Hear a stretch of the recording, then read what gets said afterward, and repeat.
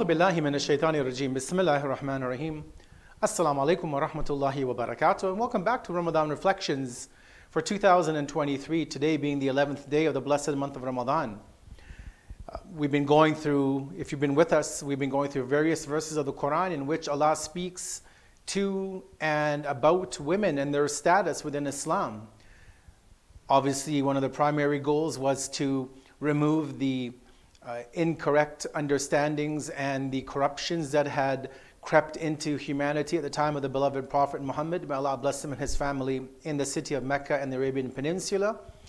And then obviously these verses were meant to carry forward until today and then really until the end of time.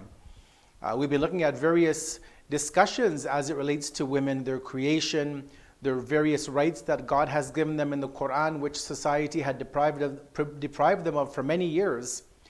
And today we come to a topic specifically in regards to women, we can say, and we have mentioned that before, that there are certain verses where Allah speaks directly to men, sometimes directly to women, sometimes includes both the genders. And so today we want to look at the topic of women and the right to encourage the good and forbid the evil, what we refer to as al-amru bil ma'ruf wa nahyu anil munkar. Now, yesterday we looked at the topic of how Islam gave the right to women to marry whomsoever they please. And their former husbands, their brothers, their siblings had no right to interfere in this matter. Obviously, when we say we gave them, Islam gave them the right, it is within the limits of the Islamic legal code, the Sharia, which means there is not complete freedom. We are free, but not completely free. We still need to follow the rules of Allah. And obviously, as we mentioned yesterday, we reiterate the point today that you need to refer to the religious scholar that you follow for further details on the topic of marriage. What we see, however, is that the Quran brought forth a unique relationship amongst the believers. In addition to the marriage, what we looked at yesterday, Islam also brought this unique relationship, what is known as the wilāyah system. This comprehensive system, what I define wilāyah is as a comprehensive system in which men and women are looking out for one another. They have each other's best interests in mind, and they are concerned about their spiritual, emotional, social, and religious well-being.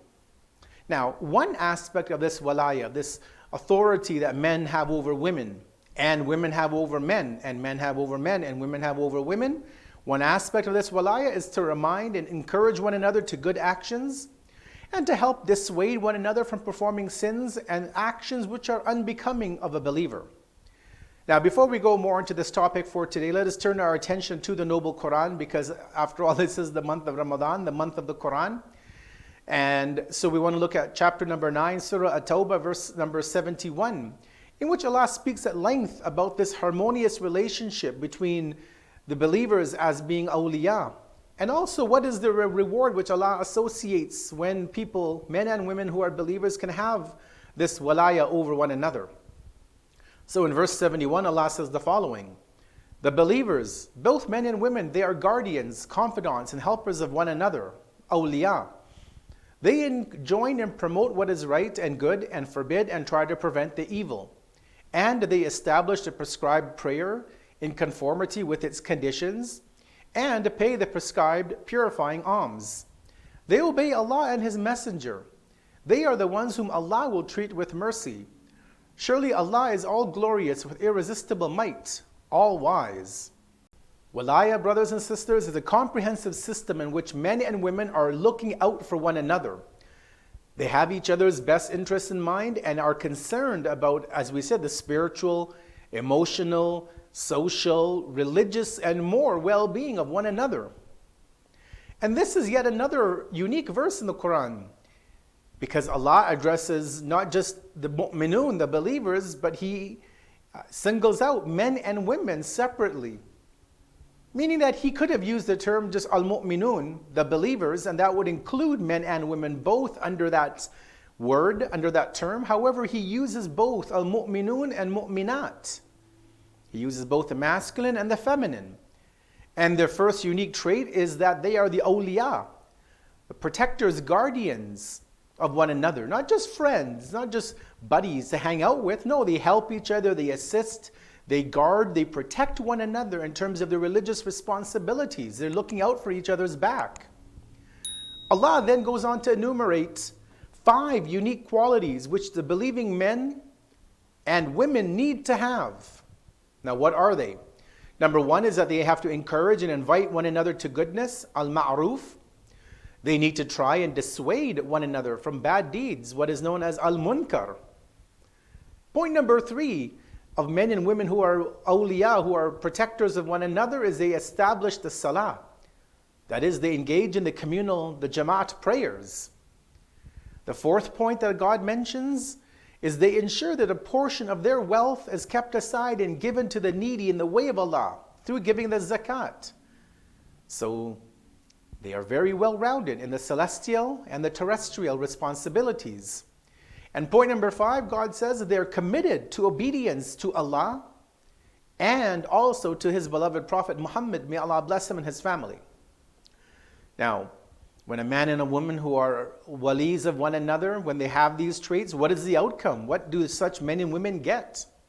Well, the Quran says they're both entitled to a great reward, which Allah notes firstly as being the following, is 1, they're to be covered with the rahmah, the mercy of Allah. They're to be engulfed in Allah's love and mercy. But the verse continues, and the verse does go on to mention in detail the rewards from Allah. If you look further into the verse and into the verses that follow, you'll see that, but I don't want to mention them in this session. You can go and refer to them yourselves. But what I do want to mention as we get ready to round up is that we see yet another instance in the Quran in which, contrary to some people's opinions, that Islam has subjugated women and repressed women and removed their voice and their status in society, Allah has actually elevated their status, giving them every right and obligation to be an active part of the religious community and to engage in religious obligations like praying, like charity, like encouraging good and forbidding evil. Now, obviously, these all have to be done within the scope of the rules of Islam, the rubrics especially of hijab and Islamic modesty, both in terms of the clothing the woman wears and the man, and also the attitude and methodology by which they carry these actions out, both the men and the women. There are actually specific rules for encouraging good and forbidding evil. Now, as we conclude, we see that not only do women have the right to be active in acts of worship and being there for their fellow believers to help them on the path, again, within the limits of the Islamic laws. But as we move on, we're also going to take a look at how they are to be defended when they are attacked. So it's not just that Islam saw that women could pray in congregation if they would like to. It's not that just women had economic right, because Allah talks about zakat, which means they must own their own wealth. Something which in Western countries didn't happen until the mid to late 1900s. But they're also in a position to put forth the good, encourage the good, and forbid the evil. And in order to do that, as we know, one of the very basic conditions of encouraging good and forbidding evil is that you yourself must know what is good and bad. You must know the ma'ruf, and you must know the munkar. This means, if you try to kind of extrapolate from this, that women have a right to education. What we see in some so-called countries in the world, some so-called Muslim countries, what they deem to be the caliphate, where they prevent women from going to school and learning the religion and learning even the secular world sciences to be a productive member of society, is that the Quran is diametrically opposed to that notion that women just stay home and don't learn and don't be educated and don't have a face in society. No, Allah shows us that there are limitations that, again, women have to follow in terms of the hijab, the physical and the spiritual aspect. But when they fulfill those roles, they have every right to have an education.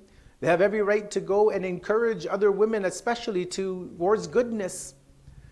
Who would be better at encouraging another fellow sister to improve her hijab and then give her that encouragement, if not another woman? You don't expect a man to go and talk to women and give them, guidance and teachings about the hijab and the practicality of it and how to tie a hijab properly. No, this is the job of a woman, to work with her fellow sisters, to be able to encourage them and to teach them if they don't know. This means that the women have a right to be educated. So as we continue and we conclude for today, we will see as we move on that Islam has given women these rights that have been taken away from them, sometimes by secular Western societies or Eastern societies, and unfortunately by some so-called Muslims, these religious zealots, these religious extremists who have a completely incorrect understanding and reading of Islam in the Quran, have imposed their Jahili version of Islam on the women of their community and society and country. So as we conclude, join us tomorrow. We're going to review another topic about women specifically. As I said, that sometimes Allah talks directly to and about women and their needs in society. And tomorrow we're going to look at the right to be defended against false accusations.